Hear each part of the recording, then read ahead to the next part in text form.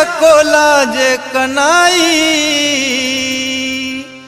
ओ मेरी राखो लाज कनाई, मैं तेरी शरण में आई। ओ मेरी राखो लाज कनाई, मैं तेरी शरण में आई। ओ मेरी राखो लाज कनाई, मैं तेरी शरण में आई। ओ मैं तेरी शरण में आई। ओ मैं तेरी शरण में आई। ओ मेरी राखो लाज कनाई, मैं तेरी शरण में आई। ओ मेरी राखो लाज कनाई, मैं तेरी शरण में आई।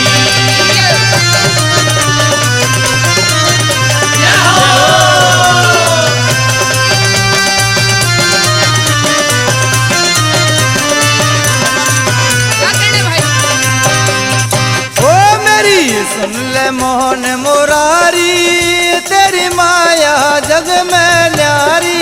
ओ मेरी सुन ले मोहन मुरारी, तेरी माया जग में न्यारी। ओ मेरी सुन ले मोहन मुरारी, तेरी माया जग में न्यारी। ओ मेरी सुन ले मोहन मुरारी, तेरी माया जग में न्यारी। ओ सुने भक्तों के हितकारी, मैं तेरी शरण में आई। ओ मेरी राखो लाज करारी, मैं तेरी शरण में आई।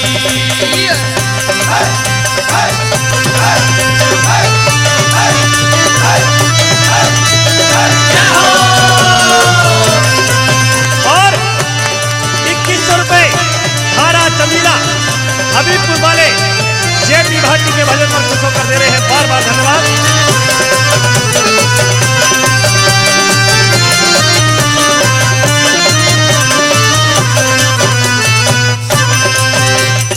ओ मैं कब तक करूँ समाई, मोया कह दे समझाई। ओ मैं कब तक करूं सहाई, मोया के दे समझाई। ओ मैं कब तक करूँ समाई, मोया कह दे समझाई। ओ मैं कब तक करूं सहाई, मोया के दे समझाई। अरे दे आके धीर बंधाई, मैं तेरी शरण में आई। ओ मेरी राखो लाज कनाई, मैं तेरी शरण में आई। ओ मेरी राखो लाज कनाई, मैं तेरी शरण में आई।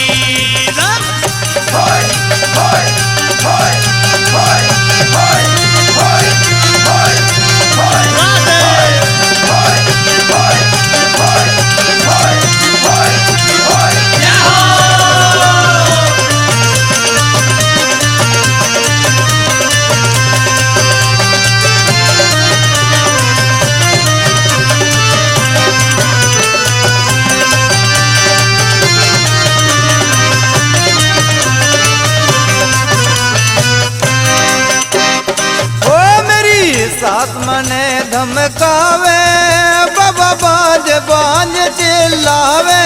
ओ मेरी सास मने धमकावे, ओ बाबा बाज बाज चिल्लावे। ओ मेरी सास मने धमकावे, बाबा बाज बाज चिल्लावे। ओ मेरी सास मने धमकावे, बाबा बाज बाज चिल्लावे। अरे दे लाल के दर्द कराई, मैं तेरी शरण में आई।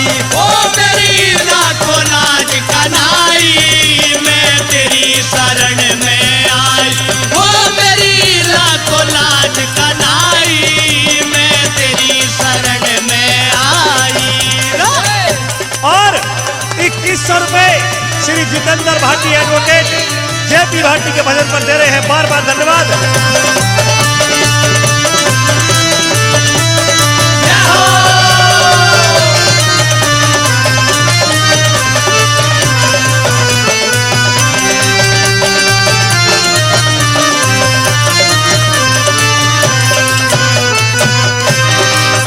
फिर